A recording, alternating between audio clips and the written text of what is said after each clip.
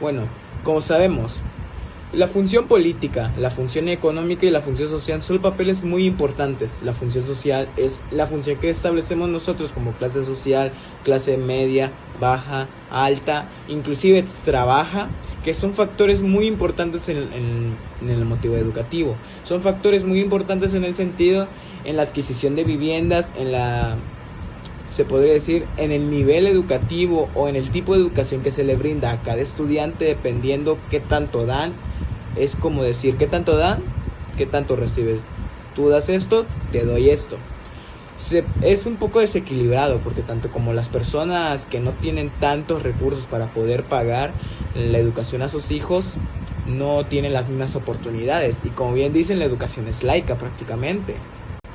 Ahora, en la función política, en el ámbito educativo, la función política se refiere a cómo las instituciones educativas interactúan y se relacionan con el entorno regulatorio y gubernamental. Incluyen actividades de cabildeo, cumplimiento de leyes y normativas y participación en el proceso político para influir en decisiones que afectan a la educación. Esto quiere decir que a raíz de la función política viene trayendo a la educación. Función política, educación, es como una cuerda, el juego de la cuerda, que el que tenga más fuerza lo gana. En este caso, gana la política. A raíz de nuestros ciertos periodos, desde el periodo de Enrique Peña Nieto, hemos tenido varios desbalances en el nivel educativo. No se han otorgado las mejoras que se necesitan. Inclusive en México está en el nivel, si no mal recuerdo, en el nivel 52 de nivel educativo, o sea, de la educación que da México.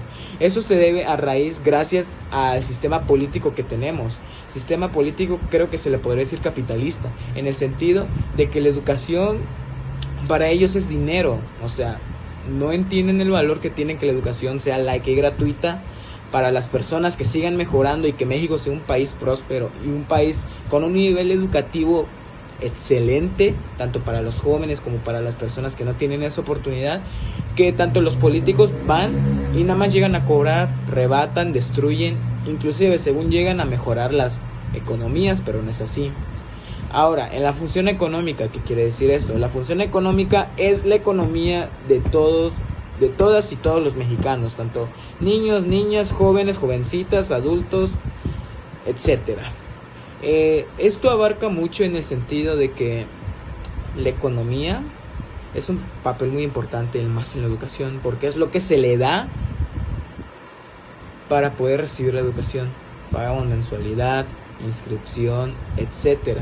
Inclusive un claro ejemplo, hay personas que prácticamente casi del 68% de la población mundial,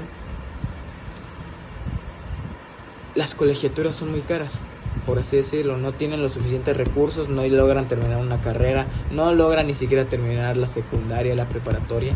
¿Y por qué se da? Por la misma función económica, no tienen cómo sustentar y tienen que recurrir a medios, ya sea deserciones escolares. ¿Por qué digo esto? Porque por la economía el alumno tiene que ir a trabajar a tan temprana edad. Inclusive los que van en primaria tienen que trabajar, tienen que ir a ganarse el dinero para que sus familias puedan comer un plato. Ahora, ¿qué entendemos o qué entiendo yo por sociología de la educación? Sociología es un grupo social, o se podría decir, es una rama de la investigación metodológica de ciertos grupos sociales, o sea, grupos conformados por ciertas personas o por una cierta comunidad en sí, que cada una de la comunidad juega un papel muy importante, tienen roles, están estructuradas para que esa comunidad no caiga tan fácilmente. Entre ellos, sociología de la educación se encarga de investigar los grupos sociales dentro de las aulas escolares, o sea, los grupos escolares, cómo están dirigidos o cómo están, qué rol tienen cada uno, maestro, directivo, administrativo, alumno, que diga alumnado, etcétera, etcétera. Tanto como el docente tiene que ser muy capaz, o se puede decir muy hábil socialmente, en el sentido de que pueda detectar problemas en el área escolar, ámbito, y cómo poder resolverlo. Porque el papel de un docente, aparte de enseñar, es guiar, es una especie de faro que guía al alumnado a conseguir sus metas o a ver en qué es bueno para que siga adelante y no se estanque. El alumno es parte de un grupo social. ¿Qué queremos decir? Es parte de la comunidad estudiantil o comunidad educativa. O sea, tenemos el derecho nosotros como estudiantes a recibir cierta educación.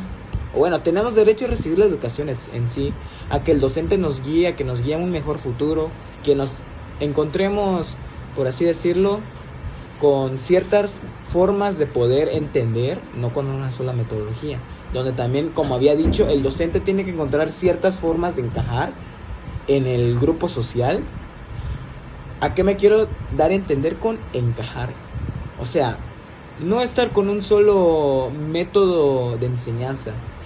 Tiene que ser capaz de controlar varios, no solo uno, porque el alumnado no entiende solo con un método. Hay diferentes alumnas que entienden de diferentes métodos y nosotros creemos que no, con ese método van a entender todo, sí, porque sí. Ya no estamos en esos siglos, estamos en estos años donde el docente tiene que acoplarse a las nuevas técnicas de enseñanzas para que el alumno entienda de una manera más fácil y pueda comprender lo que son los temas que nosotros queremos dar a entender, donde juega un papel muy importante también la comunicación. O sea, tanto como los grupos sociales y una buena comunicación son los rasgos más factibles que tiene que tener un docente. Tiene que ser muy comunicativo, tiene que ser muy sociable, tiene que ser muy observador, entre muchas cosas. Aparte, sociología de la educación tiene un significado que nos dieron en clases, que significa pertenecer a un grupo social educativo. ¿Cómo podemos entender esto? Estudiante, docente, administrativo, directivo, intendencia, etcétera, etcétera. Son roles que pertenecen a un grupo social educativo que hacen que no puedan temblarse fácilmente, por así decirlo. También vimos tipos de grupos sociales, entre ellos los formales, informales, de mando, de tarea, de interés y de amistades. Un claro ejemplo, nuestra aula. Cuando somos nuevos, pues no tendemos a hablar mucho, no conocemos a nadie. Ley natural prácticamente, esperamos a que nos hablen o que nosotros hablemos. Pasando el tiempo, tenemos amigos, nos juntamos con ellos, hacemos una bolita. Esos son grupos. Dentro de nuestro grupo hay subgrupos. Es como se puede decir, un nido de hormigas. Está el grupo y los subgrupos divididos. Transportadores de comida, defensores, etcétera, etcétera. Así funciona esto. También vimos lo que fueron las generaciones declinantes, las generaciones reinantes y las generaciones ascendentes, que son pues prácticamente nuestra generación, generaciones futuras y generaciones pasadas y paspasadas. Entre ellos también vimos las teorías y orientaciones, los funcionalistas, las reproductivas, las intencionalistas, las correspondencias, las resistencias y las credencialistas. Pues son factores muy importantes en los grupos sociales. Pues como conclusión propia, la sociología de la educación es algo muy fundamental en el sistema educativo. Es algo muy fundamental tanto para el alumnado como para el docente. Perdóname el gallo, pero pues se me sale. Y como iba diciendo, es muy importante porque pues a raíz de esto vemos la función que tiene cierto grupo para que funcione cierta cosa, en este caso la educación. La educación es como una madriguera. Dentro de la madriguera hay subgrupos, como habíamos platicado anteriormente. Siento que la sociología de la educación es muy fundamental en estos casos, tanto para el docente, enfocado más para el docente, mejor dicho. ¿En qué quiero decir esto? Podemos decir no, que el docente nada más trabaja para enseñar y no enseña bien. Porque hay personas claramente que pueden decir, oye, ¿tú das clases? Sí, ¿por qué? Es que mi hijo no aprende. Y yo, ¿puedo responder? No todos los docentes somos iguales. Hay docentes que enseñan por el amor que le tienen a la educación. Y hay docentes que nada más enseñan por el amor al dinero. No enseñan porque sí. Enseñan de boca para afuera. No le transmite nada al estudiante. tanto como el docente que adora su pasión, que adora la carrera, que adora la educación, no se va solo por el dinero, enseña con diferentes métodos de enseñanza, ya sea juegos, ya sea lectura, etcétera, etcétera. O sea, el método de Montessori se basaba más en el método de preescolar. ¿Qué quería decir? A través de los juegos se aprenden los niños. En estos siglos se sigue utilizando para preescolar y primaria el método de Montessori. Pero también no descartemos que también las generaciones o las futuras generaciones, tanto como los nuevos jóvenes y jovencitas, pueden aprender de eso. No es necesario que un docente vaya y te diga, no, como te digo que así se aprende, así es. No.